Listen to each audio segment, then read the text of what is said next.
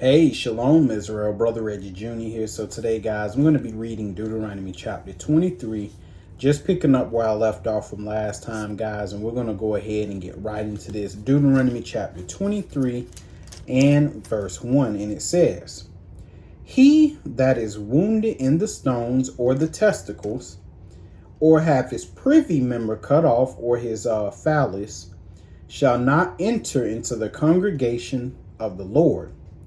And it says, "A bastard shall not enter into the congregation of the Lord." And on screen here, I'm going to show you guys what exactly a bastard is when I finish this. It says, even to his 10th generation shall he not enter into the congregation of the Lord. And on screen, you should see right now what a bastard is. All right, so that is what a bastard is, brothers and sisters. Verse 3, it says, "An Ammonite or Moabite shall not enter into the congregation of the Lord. Even to their 10th generation, they shall not enter into the congregation of the Lord forever." This is why in the days of Ezra and Nehemiah, they put them Ammonites and Moabites out of their congregation because of this right here that they read. But let's keep going, verse 4. Because we're going to figure out why the Lord said they're not going to enter into the congregation. Verse 4. It says, "Because they met you not with bread and with water in the way, when you came forth out of Egypt." In other words, when you came forth out of slavery. "And because they hired against thee Balaam, the son of Beor of Pethor of Mesopotamia, to curse thee. Nevertheless, the Lord thy God would not hearken unto Balaam, but the Lord thy God turned the curse into a blessing unto thee, because the Lord thy God loved thee." Because at the end of the day, brothers and sisters, no man or woman can bless or curse you. At the end of the day, it comes down to whatever God wants for you. That's what's going to be done. All right. And we're going to read verse 6, and then we're going to go to the book of Nehemiah. Verse 6, it says, "Thou shalt not seek their peace," talking about the Ammonites and Moabites, "nor their prosperity all thy days forever." So let's go ahead real quick, and let us go to Nehemiah 13, if I can get there. Nehemiah 13, and we're going to read verse 3 because that's what I want. So remember when during Ezra and Nehemiah's day, they came out of captivity and they were trying to reform the nation. They were trying to put things back in order. So they came across what we read in Deuteronomy 23, and they began to act on what they read. So verse 3, it says, "Now it came to pass when they heard the law," okay, and that law was about the Ammonite and the Moabite, how the Lord did not want them to be in the congregation with them, because they were in this congregation in Ezra and Nehemiah's day at this particular time. So it says, "It came to pass when they heard this law, that they separated from Israel all the mixed multitude." So basically, they sent that mixed multitude away because the Lord didn't want them in the congregation, brothers and sisters. Now, let's go ahead and go back. Deuteronomy chapter 23, and we're going to read, and we're going to start back at verse 7. And it says, "Thou shalt not abhor an Edomite, for he is thy brother. Thou shalt not abhor an Egyptian, because thou was a stranger in his land." In other words, you're going to let the Lord, as it stands right now, you're going to maintain peace. You're going to stay peaceful. Let the Lord handle the Edomites. Let the Lord handle the Egyptians. Okay. Now things are going to be done later, but at this time, hey, don't abhor the Edomite and don't abhor the Egyptian. But let's just keep reading verse 8. It says, "The children that are begotten of them shall enter. The children that are begotten of them shall enter into the congregation of the Lord in their" what? "Third generation." Okay, verse 9. It says, "When the host goeth forth against thine enemies, Then keep thee from every wicked thing. Okay, so now the Lord is going to be talking about cleanliness in the camp during wartime. So he said, when you go forth to war against your enemies, it says, keep thee from every wicked thing. Okay, verse 10, it says, if there be among you any man that is not clean by reason of uncleanness that chanceth him by night, then he shall go abroad out of the camp. He shall not come within the camp. Okay, so we usually call those wet dreams, and usually in a wet dream, sometimes men, they're fantasizing about a woman. Okay, especially if it's during wartime. Okay, a man missing his wife, and sometimes stuff happens. Verse 11. But it shall be when evening cometh on, he shall wash himself with water, and when the sun is down, he shall come into the camp again. Verse 12. So we see that uncleanness separates you from the camp or the congregation of the Lord. And obviously, spiritually, you can see the deeper meaning in that. But we're going to keep reading, brothers and sisters. Verse, let's see, 12. Thou shalt have a place also without the camp, whither thou shalt go forth abroad. Verse 13. And thou shalt have a paddle upon thy weapon, and it shall be when thou wilt ease thyself abroad. Okay, so whether you take a piss or whether you take a dump, it says thou shalt dig therewith, and shall turn back and cover that which cometh from thee. So you're going to cover whatever come out of you, you're going to cover it up with dirt, pretty much. 14. For the Lord thy God walketh in the midst of thy camp to deliver thee, and to give up thine enemies before thee. Therefore shall thy camp be holy. And in this case, this camp, brothers and sisters, spiritually, it represents your mind.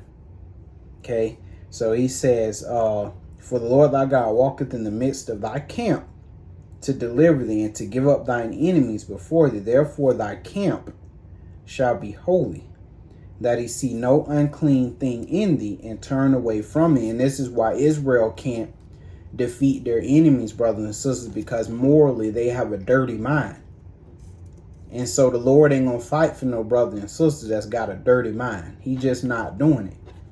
He needs you clean, unspotted, holy, and separated from this world. Verse 15. It says, thou shalt not deliver unto his master.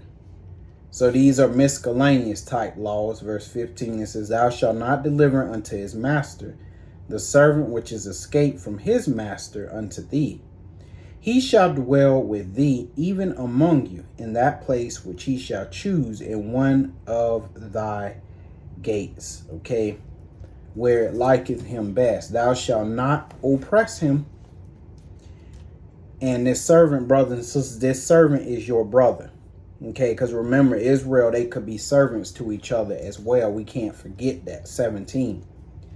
There shall be no whore of the daughters of Israel, nor a sodomite of the sons of Israel. Verse 18. Thou shalt not bring the hire of a whore or the price of a dog into the house of the Lord thy God for any vow.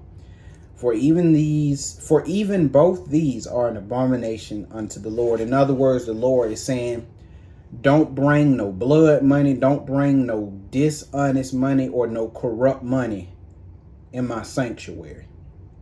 Verse 19. Thou shalt not lend usury upon thy brother. Okay, meaning some type of interest. Usury of money, usury of victuals, usury of anything that is lent upon usury. Okay, verse 20. So instead of I'm gonna give you this thing for that thing, I'm gonna give you this thing for triple the amount for what you owe me, and then extra on top. Well, the Lord said with your brother, you're not gonna do none of that extra on top stuff. Now you could do it to the stranger. We're going to read it right here in 20. Unto a stranger thou mayest lend upon usury. Okay. So to a heathen you can do that. But unto thy brother thou shalt not lend upon usury, that the Lord thy God may bless thee in all that thou settest thy hand to do in the land whither thou goest to possess it. 21. When thou shalt vow a vow unto the Lord thy God, and we know in the New Testament, we know under the new covenant, the Lord say don't make no vows. But we right here, we dealing with this. When thou shalt vow a vow unto the Lord thy God, thou shalt not slack to pay it. For the Lord thy God will surely require of thee, and it would be sin in thee. But if thou shalt forbear to vow, it shall be no sin in thee. Exactly. So don't vow at all. That's what Jesus said.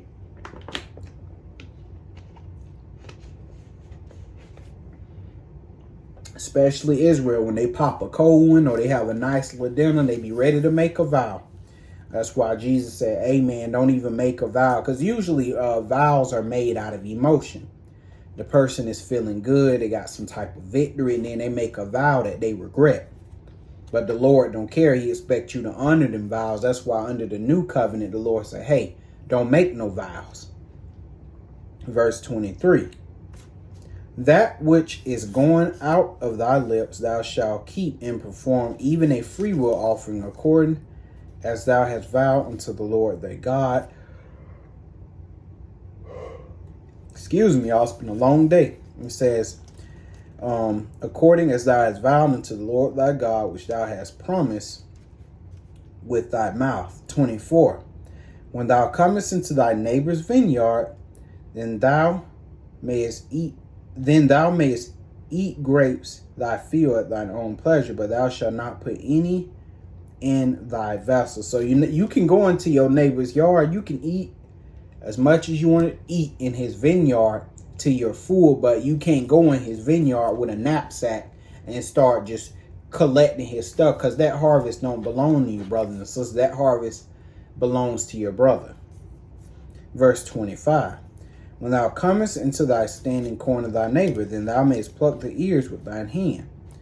But thou shalt not move a sickle into thy neighbor's standing corn, because, brothers and sisters, that's not your stuff. So you need to respect his stuff. 24.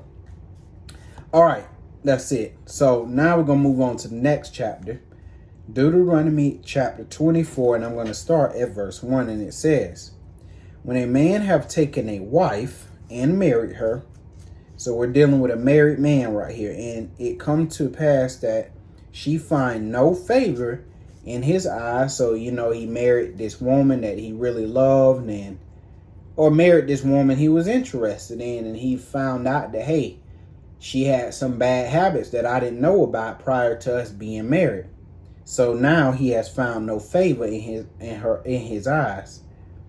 It says, because he have found some uncleanness in her, again, those habits, or it's something he just don't like about her no more.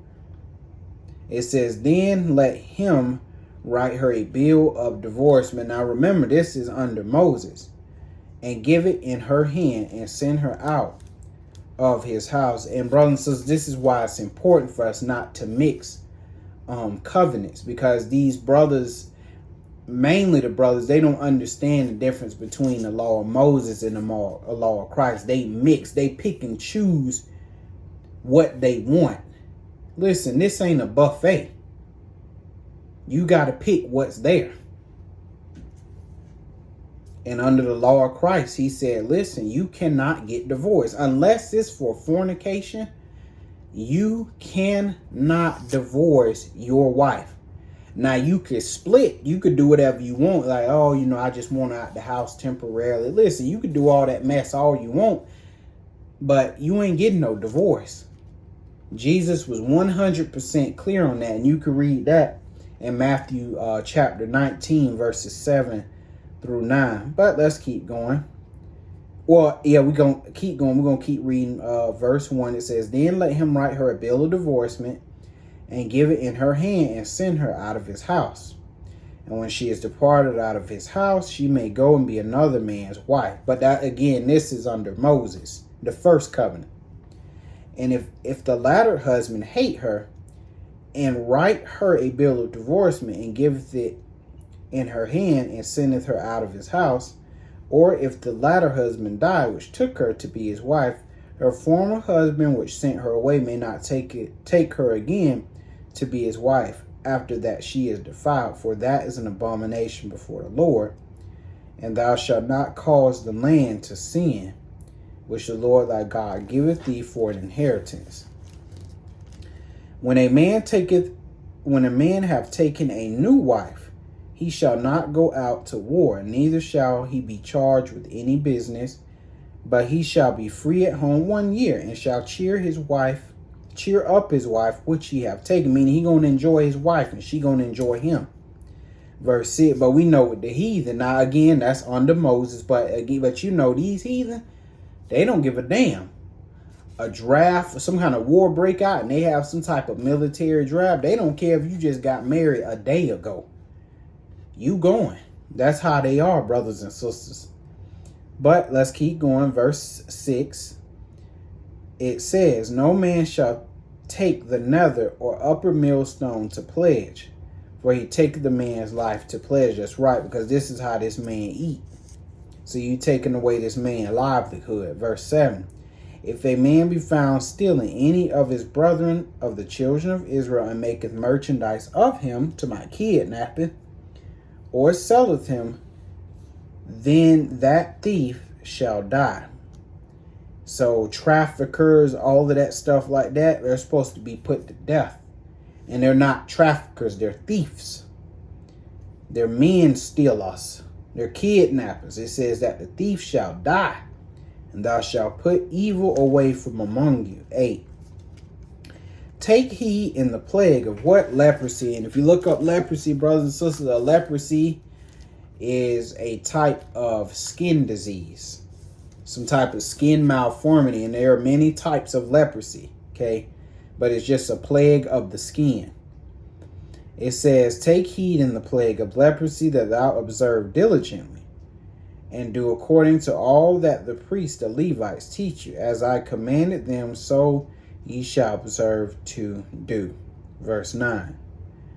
And remember, under Moses, these priests, they had absolutely no power. All they could do was observe, but they didn't have any power to cleanse, brothers and sisters. I mean, really cleanse. You know what I mean. They didn't really have no power. But Jesus, see, him being the high priest, and those under him being the priests, see, they had power with Christ. But see, these priests that was under Aaron, they didn't have any power. All they could do was just observe. And that was it. Observe and separate the person. But that's another topic for another day. Verse 9. Remember what the Lord thy God did unto Miriam. In other words, in verse 8 too, the Lord is telling Israel, respect authority. Respect those that I put in charge to do my work. That's what he's saying. Verse 9. Remember what the Lord thy God did unto Miriam by the way after that you were come forth out of Egypt. Because she decided she was going to rise up against Moses out of envy. Okay, and the Lord had to deal with her. Because she thought, hey, I'm kicking against this man. But really, you're kicking against the God that put this man in charge. That's why in captivity, the Lord tells us, hey, obey and respect authority. Don't be going against the man and all of that, because you got to remember. Now, that don't mean don't teach this and keep it real. That's not what he's saying. But we talking about all this fight the power stuff. Lord say, don't do that, man. You're going to lose. Why? Because I got these people in place for a reason. So don't be calling yourself trying to rise up against them and overthrow them. The Lord say, don't do that. Because then you're going to be fighting against me. And that's a fight you ain't going to win. Verse 10. When thou doest lend thy brother anything, thou shalt not go into his house to fetch his pledge. In other words, you let him bring his pledge out to you. Because Israel wicked, they'll mess around and go in there. They want to go in there and get it because they've been eyeing the 50-inch TV. Ooh, look at that 50-inch TV you got. Boy, I'm going to take that as a pledge. Lord wouldn't allow them to do that. And again, this is under Moses. Verse 11, it says, thou shalt stand abroad, and the man to whom thou doest lend shall bring out the pledge abroad unto thee. Exactly. You're not going to go and take it for yourself, because you will mess around and take something really important. Verse 12, it says, and if the man be poor, okay, thou shalt not sleep with his pledge. 13, because he already don't have nothing. It says, in any case, thou shalt deliver him the pledge again when the sun goeth down, that he may sleep in his own raiment. So all these good things that the Lord told our ancestors to do, we do understand they didn't do none of this right. They may have started off doing this, but they corrupted themselves in the land, just like Moses said that they would do. So everything that was written that the Lord told them to do, they did the complete opposite. So he says, deliver him, meaning this poor man, the pledge again when the sun goeth down, that he may sleep in his own raiment, and bless thee, and it shall be righteousness unto thee before the Lord thy God. Thou shalt not oppress a hired servant that is poor and needy, whether he be of thy brethren or of thy strangers that are in thy land within thy gates. And we can see, boy, the Lord loved the poor. He loved the poor. He look out for the poor. And this is the God of all heaven and earth. He can speak something and it materializes.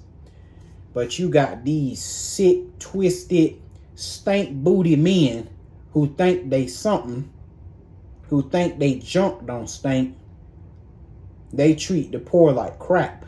They get a little status and they just think they God.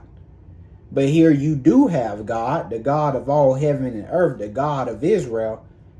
Look at how he look out for the poor, brothers and sisters. This is the type of leadership we need in Israel. People that's going to look out for their needy brothers and sisters, all right? But again, that's another topic for another day, because that's a rabbit hole we can go down and be in all day. Verse 15. At his day thou shalt give him his hire, meaning his money. Neither shall the sun go down upon it. So you got a poor man, whether he poor or not. A man do some work for you and you agree that you was going to pay him at the end, man, pay him. Well, actually, I'll pay you tomorrow. The Lord say, don't do that, man. When the end of the day come, pay him. And if you knew you didn't have the money to pay your brother, then you shouldn't have hired him in the first place, because now the Lord going to break your fingers. Verse 15. It says, at his day thou shalt give him his hire, neither shall the sun go down upon it, for he is poor and setteth his heart upon it. Because he don't have nothing and he's really counting and depending on this money or whatever it is that you're going to give him at the end of his agreed work time. And so guess what? The Lord says, lest he, meaning this poor man or woman, cry against thee unto the Lord, and it be seen unto you. In other words, the Lord gonna break your damn fingers. Because this day and time, we got a lot of dishonest people, brothers and sisters. You do work for them, they don't want to pay you. They start coming up with excuses. I ain't gonna pay you today, I pay you tomorrow, I pay you next week. And the next thing you know, they never get around to paying. The Lord say he don't like when people do that, brothers and sisters. Okay. Anyway, verse 16. The fathers shall not be put to death for the children, neither shall the children be put to death for the fathers. Every man shall be put to death for his own sin. Okay, and that's fair, brothers and sisters. Verse 17. Thou shalt not pervert the judgment of a stranger, nor of the fatherless, nor take a widow's raiment to pledge. In other words, the Lord likes just judgment. That's the whole gist of this, because we look too much into that. Well, see, he said, listen, let's not look into it. All God is telling you is don't pervert the judgment, man. No matter if a person is rich, poor, stranger, homeborn. Listen, it don't matter your socioeconomic status. The Lord always expects us to do the right thing. Point blank and period. We still in the middle of 17. Nor take a widow's raiment to pledge. 18. But thou shalt remember that thou was a bondman in Egypt. So you know what it felt like to be exploited. You know what it felt like to be oppressed and taken advantage of, and being in the hands of someone that you couldn't deliver yourself from. It says, and the Lord thy God redeemed thee thence. So what is he saying? Hey, remember you was a bondman in Egypt, and how the Lord that God the Lord thy God redeemed you. Because remember, you was crying out and stuff because how them Egyptians was doing. Well, hey, listen, as an authority figure, as a father, as a judge, as a policeman, as a senator, president, as a manager, CEO, he said, hey, I will beat your black behind up just like I did them Egyptians. You see how I came through for them when they cried? Okay, well, if you oppress your people and they cry against you, I'm going to bust your damn head open. And ain't that's what happened in 70 AD? He busted them Israelites up. Because see, in 70 AD, it was most of them rich Israelites and them Pharisees and the high priest, them ones that was living good, doing all this oppressing the land. The Lord got them out of there with them Romans. Because the Lord don't play. All right, let's see where we at, brothers and sisters. Okay, verse 19, it says, when thou cuttest down thy harvest in thy field, and hast forgot a sheaf in the field, thou shalt not go to fetch it. It shall be for the stranger, for the fatherless, and for the widow. In other words, always leave some stuff for the poor, that the Lord thy God may bless thee in all the work of thine hands. Verse 20. Oh, I think I skipped some stuff. Whoa, let me reread 19. It says, when thou cuttest down thy harvest in thy field, and hast forgot a sheaf in the field, thou shalt not go again to fetch it. It shall be for the stranger, and for the fatherless, and for the widow, that the Lord thy God may bless thee in all the work of thine hand. Because the Lord loves when you look out for those that are not as fortunate and as blessed as you are. Verse 20. When thou beatest thine olive tree, thou shalt not go over the boughs again. It shall be for the stranger, for the fatherless, and for the widow. Sorry about that weird cut, y'all. I had got a phone call. It was a call I had to take. But anyway, we going back to it. I'm going to reread verse 20. It says, when thou beatest thine olive tree, thou shalt not go over the boughs again. It shall be for the stranger, for the fatherless, and for the widow. When thou gatherest the grapes of thy vineyard, thou shalt not glean it afterwards. It shall be for the stranger, for the fatherless, and for the widow. And thou shalt remember that thou was a bondman in the land of Egypt, meaning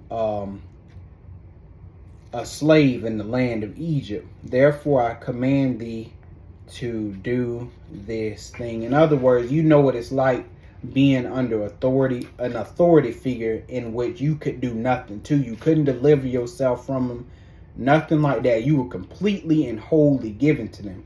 So the Lord is like, hey, you need to make sure you mind your manners, because you knew what it was like, brothers and sisters. So if you knew what it was like being under an abusive and authoritarian and a dictator type authority figure that showed no mercy, he said, if you know what that's like, then why would you do that to someone else? And this is the problem with our people. They don't learn. They see the mistakes of other people and they walk right in the same path, and they get cut down just like the person before them that did the exact same thing that they done. Why? Because it's the drug dealer syndrome. See, they didn't quite do it like this. This is why they got caught. But what ended up happening, God ended up busting their head the same way he bust the previous person's head. Because it ain't got nothing to do with the way you do it or how you do it. It's got everything to do with God is watching you. Okay? But that's it for this lesson, brothers and sisters. And I will see you in the next lesson. Shalom.